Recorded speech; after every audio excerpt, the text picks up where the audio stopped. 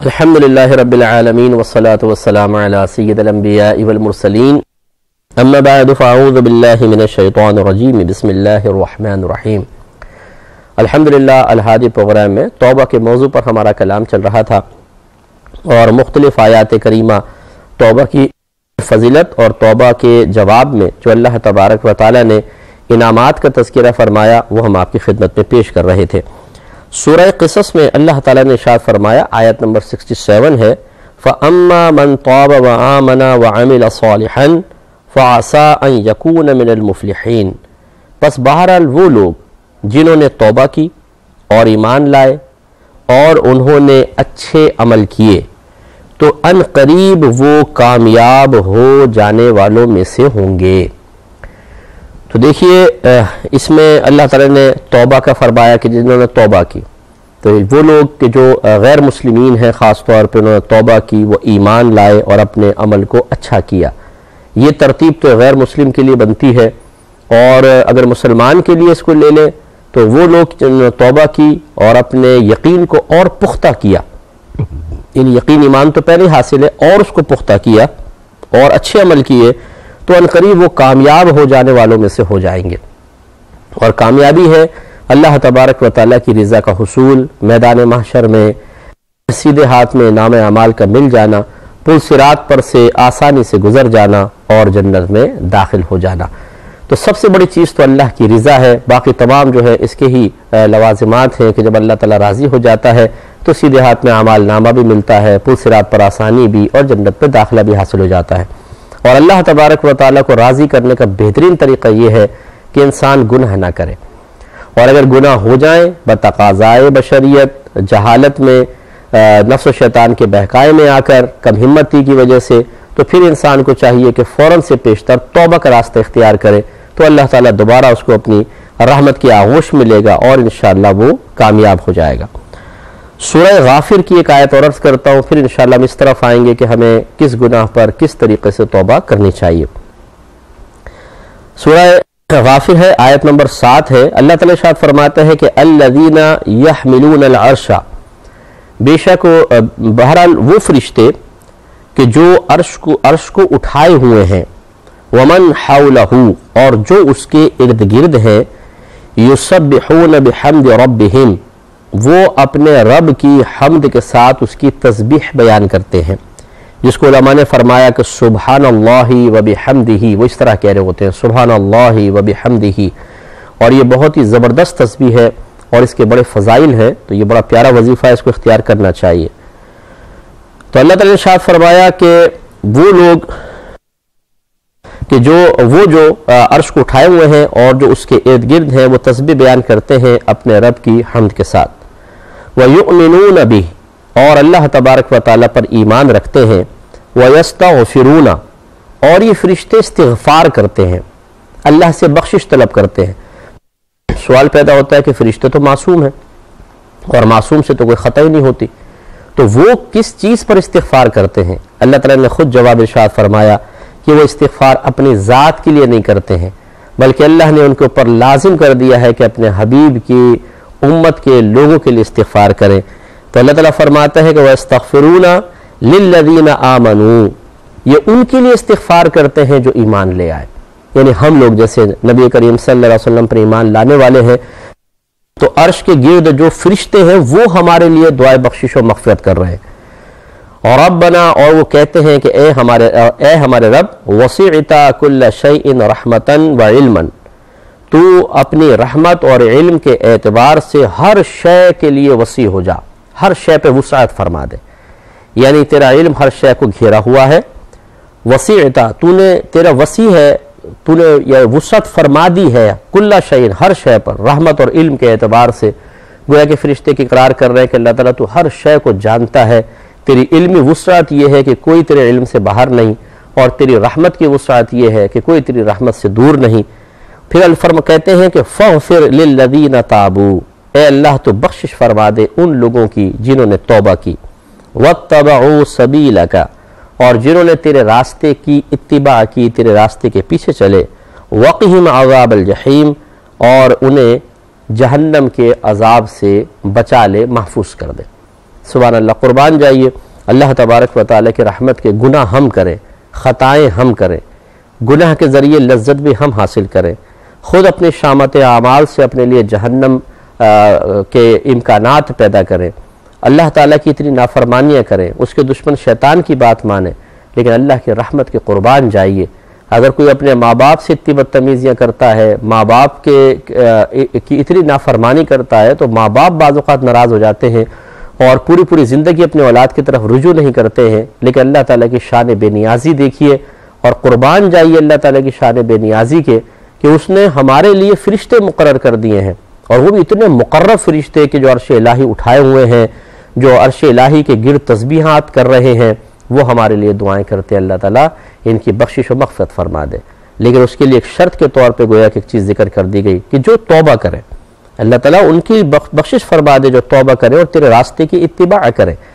تیرا راستے کی اتباع کا مطلب جو اللہ تعالیٰ کے پیارے حبیب صلی اللہ علیہ وسلم نے ہمیں راستہ دکھایا ہے، صحیح عقائد اختیار کریں، نیک اعمال اختیار کریں، ان کی اتباع کریں گے تو اللہ تبارک و تعالیٰ نے ان فرشتوں کو مقرر کیا ہے کہ وہ دعا کریں کہ اللہ تعالیٰ ان کی بخشش و مغفرت فرما دے۔ اتنے پیار سے اور اتنے اہتمام کے ساتھ، اتنے تسلسل کے ساتھ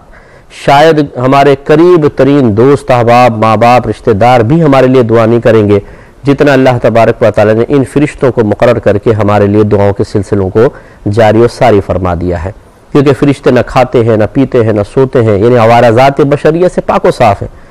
اور ان کی تسبیح ان کے منہ سے ایسا نکلتی ہے جیسے ہمارے سانس جاری ہوتا ہے نا بلا تکلف، ایسے تسبیحات ان کے منہ سے نکلتی ہیں، اور پاکیزہ فرشتے ہیں، بالکل پاکیزہ، کوئی گناہ نہیں، کوئی خطا نہیں، اور یہ تسلسل سے جو اللہ تعالیٰ ان کو ڈیوٹی دے دیتا ہے، ذمہ داری دے دیتا ہے، بغیر تھکے کرتے ہی چلے جاتے ہیں اور تھکتے نہیں ہیں، اور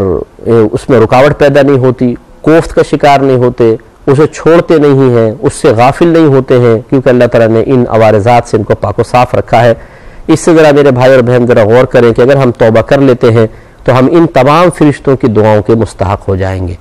اس لیے اب آخر سے مراد اس موضوع کے آخر میں یہ گزارش کرتا ہوں کہ ہمیں سب سے پہلے اپنے گناہوں کی نوعیت کو دیکھنا چاہیے کہ وہ کس طرح کا گناہ ہے، کیونکہ گناہ دو طرح کے ہوتے ہیں۔ گناہ اصل میں دیکھیں ایک حق میں کوتاہی ہے، جو چیز اللہ تعالیٰ نے ہم پر کسی دوسرے کے ذات کے سلسلے میں لازم کر دی ہے، اس ذمہ داری میں جب ہم کوتاہی کے مرتکب ہوتے ہیں تو سمجھ لیں ہم حق تلفی کر رہے ہیں، حق کی ادائیگی میں کوتاہی کر رہے ہیں۔ اب اگر اللہ تعالیٰ نے اپنی ذات کے اعتبار سے ہم پر کچھ چیز لازم کی ہے تو یہ گویا کہ اس ذمہ داری سے ہم بھاگ رہے ہیں، اس میں کوتاہی کر رہے ہیں کہ جو اللہ تعالیٰ نے اپنی ذات کے اعتبار سے ہم پر لازم کی تھی، اس لیے پھر اس کا نام ہوگا حق اللہ۔ اور اگر بندوں کی ذات کے اعتبار سے ہم پر کوئی شے لازم کی ہے اور ہم اس میں کوتاہی کریں تو پھر یہ کہلائے گی کہ حقوق العباد میں کوتاہی۔ تو بندوں کی طرف سے، یعنی بندوں کو بنیاد بنا کر اللہ نے جو ہمیں ذمہ داریاں دی وہ بندوں کے حقوق کہلاتے ہیں، اور جو اللہ تبارک و تعالیٰ نے اپنی ذات کو بنیاد بنا کر ہمیں ذمہ داری دی ہے کہ اس کو پورا کرو، وہ اللہ کا حق کہلاتا ہے۔ تو اب کوتاہی کبھی اللہ کے حق میں ہوتی ہے، کبھی بندوں کے حق میں ہوتی ہے۔ پھر اللہ تعالیٰ کے حق میں جب ہم معاذ اللہ کوتاہی کے مرتکب ہوتے ہیں، اس کی تین صورتیں ہوتی ہیں کہ یا تو کوئی ایسا ہم گناہ کرتے ہیں، خطا کرتے ہیں جس میں نہ کوئی مال کا دخل ہوتا ہے، نہ کسی فعل کی عبادت کی ادائیگی کا دخل ہوتا ہے، جیسے مثال کے طور پہ شراب پی لی کسی نے، بد نگاہی کر لی، تو یہ سمجھ لیں اس نے اللہ تعالیٰ کے ایک حق میں کوتاہی کی کہ اللہ تعالیٰ نے ذمہ لگایا تھا کہ بد نگاہی مت کرو، شراب مت پیو، نشہ نہ کرو، اور اس میں کوئی مال کا کوئی خرچ تو نہیں تھا نا کہ کوئی اللہ نے مال خرچ کرنے کا حکم دیا تھا ہم اس سے رک گئے، اللہ نے کوئی عبادت کی ادائیگی کا حکم دیا تھا اس سے رک گئے ہوں، ایسا نہیں ہے۔ تو ایک تو گناہوں کی یہ قسم ہوتی ہے کہ اس کا تعلق اللہ تعالیٰ کے حق سے ہے اور اس میں کوئی مال کا خرچ یا عبادت کی ادائیگی کا دخل نہیں ہوتا۔ دوسرا ایسا ہوتا ہے کہ ہم کبھی کسی مالی عبادت میں کوتاہی کے مرتکب ہوتے ہیں اور اس کا تعلق اللہ سے ہوتا ہے، مثلا اللہ تعالیٰ نے ہم پہ زکوٰۃ کو واجب کیا ہے کہ زکوٰۃ ادا کرو، فرض قرار دے دیا، اور قربانی کو واجب کیا ہے کہ قربانی کرو۔ اب ہم باوجود قدرت کے زکوٰۃ ادا نہ کریں، قربانی نہ کریں، تو اس کا مطلب ہے کہ ہم نے ایک اللہ تعالیٰ کے حق میں کوتاہی کی، اور وہ حق مالی حق ہے، سمجھ لیجئے، یعنی اس کا تعلق مال کے ساتھ ہے۔ تیسرا عبادات ہوتی ہیں کہ اللہ تعالیٰ نے کچھ افعال ہم پر فعل لازم کر دیے ہوتے ہیں کہ ان کو کرو اور شرائط کے ساتھ کرو، اور وہ ہم نہیں کر پاتے ہیں یا کوتاہی کے مرتکب ہوتے ہیں، تو یہ بدنی عبادات میں گویا کہ ہم نے کوتاہی کی ہے، اور یہ بھی ایک اللہ تعالیٰ کے حق میں کوتاہی کرنا ہے۔ جیسے نماز فرض قرار دی، نماز نہیں پڑھی، روزہ فرض ہے، روزہ رکھا نہیں، تو یہ پھر تیسری ہوتی ہے قسم کہ ہم نے اللہ تعالیٰ کی طرف سے واجب یا فرض کردہ ایک عبادت کی ادائیگی میں کوتاہی کی ہے۔ تو سب سے پہلے اپنے گناہ کی نوعیت کو دیکھیں کہ اگر اس کا تعلق اللہ تبارک و تعالیٰ کے حق کے ساتھ ہے تو ان تین میں سے کون سا ہے۔ اگر پہلی نوعیت کا ہو تو اس میں وہی ترتیب ہوتی ہے کہ اپنے مثلا کسی نے شراب پی ہے یا بدنگاہی کی ہے تو وہ اللہ تعالیٰ کی بارگاہ میں پہلے اپنے ذہن میں اس گناہ کو لے کر آئے کہ میں نے یہ گناہ کیا ہے، پھر اس پہ ندامت محسوس کرے، شرمندہ ہو، افسوس کا اظہار کرے، یعنی کچھ اپنے ذہن میں افسوس لائے، دل میں لائے، زبان پر افسوس کے کلمات لے کر آئے شرمندگی کے، اللہ تعالیٰ میں تجھ سے بہت شرمندہ ہوں، جس وقت میں گناہ کر رہا تھا تو یقیناً تیری ذات سے مخفی نہیں تھا، تو ہر چیز کو ملاحظہ فرما رہا ہے، کون تیری نگاہوں سے اوجھل ہو سکتا ہے، میں تیری نگاہوں کے سامنے گناہ کیا، مجھے معاف کر دے۔ تو اس طرح آدمی شرمندگی محسوس کرے اور پھر دل میں پختہ ارادہ کرے کہ آئندہ کبھی یہ گناہ نہیں کروں گا، پکا ارادہ۔ تو بس اس کے لیے اتنا کافی ہوتا ہے، جب یہ ارادہ جیسی پیدا ہوگا نام اعمال سے گناہ ختم ہو جائے گا۔ لیکن پھر یہ ہے کہ آئندہ وہ گناہ دوبارہ نہ ہو، حتی الامکان انسان کو کوشش کرنی چاہیے، لیکن پھر بھی خدا نخواستہ اگر دوبارہ وہ گناہ ہو جاتا ہے تو کم از کم یہ فائدہ تو اس توبہ کا یہ فائدہ تو تھا کہ پچھلے گناہ تو ختم ہو گئے، نام اعمال تو صاف ستھرا ہو گیا۔ اب اگر کوئی گناہ لکھا جائے گا تو یہ نیا ہی گناہ ہوگا، اور ایک گناہ لکھا جائے گا، باقی تو سارے مٹ جائیں گے۔ اس لیے یہ بھی ایک شیطانی وسوسہ ہوتا ہے کہ شیطان کہتا ہے تم نے پہلے بھی 10 دفعہ توبہ کی ہے، کیا فائدہ ہوا، توبہ توڑ تو دیتے ہو تم، تو کیا فائدہ توبہ کرنے کا۔ آپ اس کو فوراً جواب دیں کہ اتنا فائدہ تو ہے کہ اگر میں کامل توبہ کروں گا تو پچھلے گناہ ختم ہو جائیں گے۔ اب اگر خدا نخواستہ بتقاضائے بشریت مجھ سے کوئی خطا ہوگی تو ایک نئی خطا ہوگی، اور صرف وہ فقط میرے نام اعمال میں ہوگی، پچھلا وبال تو ختم ہو جائے گا۔ اس لیے ذہن میں رکھیں کہ اس پر اس ترتیب سے توبہ ہوگی۔ اب جو مالی عبادت میں کوتاہی کی ہے اس میں یہ ہوگا کہ آپ پہلے حساب و کتاب بنائیں۔ اگر آپ نے پچھلے سالوں کی زکاتیں ادا نہیں کی ہیں، قربانیاں لازم تھی قربانی نہیں کی، صدقہ فطر لازم تھا وہ ادا نہیں کیا، تو اس کا حساب ہوگا۔ اس کے لیے طریقہ کار پھر یہ تو کافی پروگرام اس کا متحمل نہیں ہو سکتا کہ اگر کسی بہن کے پاس بہت سارا سونا تھا اور اس نے زکوٰۃ ادا نہیں کی، کسی آدمی کے پاس بہت سارے پلاٹ تھے جو بیچنے کے لیے رکھے تھے، گھر بیچنے کے لیے رکھے تھے، لیکن پتہ نہیں تھا کہ مال تجارت پر زکوٰۃ بنتی ہے۔ ایسے بہت سارے لوگ ہوتے ہیں ان کو مسائل معلوم نہیں ہوتے، تو میرے گزارش ہے جو تھوڑا بہت مال رکھتے ہیں اور مسائل نہیں جانتے کہ سب سے پہلے کسی اچھے مستند عالم و مفتی صاحب سے آپ رجوع کریں اور ان سے پوچھیں کہ میرے پاس اتنا مال ہے اور اتنے عرصے سے ہے۔ یہ ہوتا ہے کہ تھوڑا کم زیادہ اوپر نیچے ہوتا رہتا ہے، لیکن اتنے عرصے سے ہے، مجھ پہ زکوٰۃ کیا پہلے سالوں میں بنی ہے یا نہیں بنی ہے۔ جب آپ یہ معلوم کریں گے تو پتہ چلے گا کہ بعض اوقات کئی سال سے زکوٰۃیں بن رہی ہوتی ہیں، کئی سال سے قربانیاں واجب ہو رہی ہوتی ہیں، لیکن نہ ہم زکوٰۃ ادا کرتے ہیں نہ قربانی کا واجب ادا کرتے ہیں، اور اسی طریقے سے اپنی زندگی گزارتے رہتے ہیں۔ تو پھر جب پتہ چل جائے کہ اگر ہم نے پچھلے سالوں کی زکوٰۃ ادا نہیں کی تھی تو انشاءاللہ وہی مفتی صاحب کو اچھے ہو اللہ کر کے آپ کو مل جائے تو وہی آپ کو طریقہ بتائیں گے کہ پچھلی سالوں کی زکوٰۃ کا حساب کیسے کرنا ہے۔ لیکن بہرحال اس مالی عبادت میں اگر کوتاہی کے آپ مرتکب ہوئے ہیں تو اس کی توبہ کا طریقہ یہ ہوگا کہ پہلے تو جتنا وہ مال ہے وہ جو آپ نے ادا کرنا تھا لیکن نہیں کیا اس کا حساب بنائیں۔ اگر فوری طور پہ آپ ادا کر سکتے ہیں، اتنا مال ہے تو فوری طور پہ اس کو صدقہ کریں، غریبوں تک پہنچائیں۔ اگر اتنا مال نہیں ہے تو ارادہ کریں کہ جیسے جیسے مال آتا جائے گا انشاءاللہ میں اللہ کی بارگاہ میں اس کو نکالتا رہوں گا۔ یہ پہلا ہوگا۔ پھر اس پہ وہی کہ میں نے کوتاہی کی تو اس پہ ندامت، شرمندگی، اور آئندہ اس قسم کی کوتاہی نہ کرنے کا پختہ ارادہ۔ جب آپ یہ کریں گے تو انشاءاللہ یہ گناہ بھی مٹ جائے گا۔ اسی طرح اگر قربانی کے اندر کوتاہیاں ہوئیں، جیسے ہم اکثر سمجھاتے ہیں کہ ہمارے گھروں میں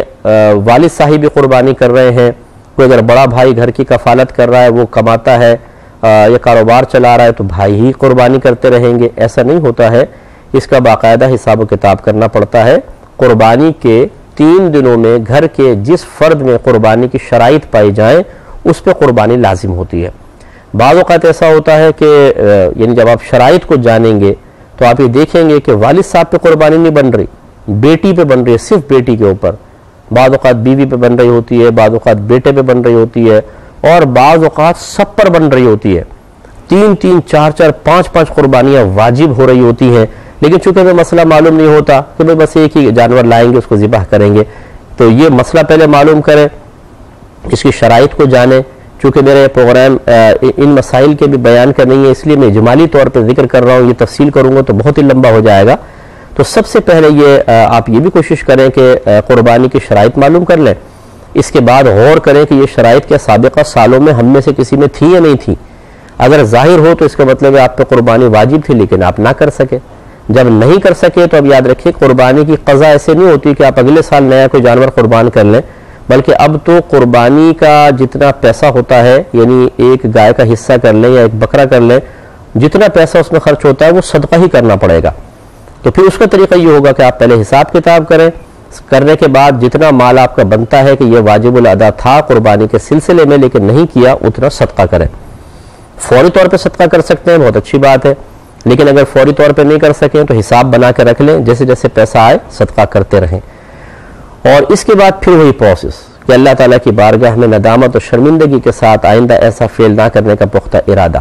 اور یہ ارادہ فقط اللہ کے خوف کی وجہ سے ہو تو انشاءاللہ اس کا گناہ اور وبال بھی ختم ہو جائے گا۔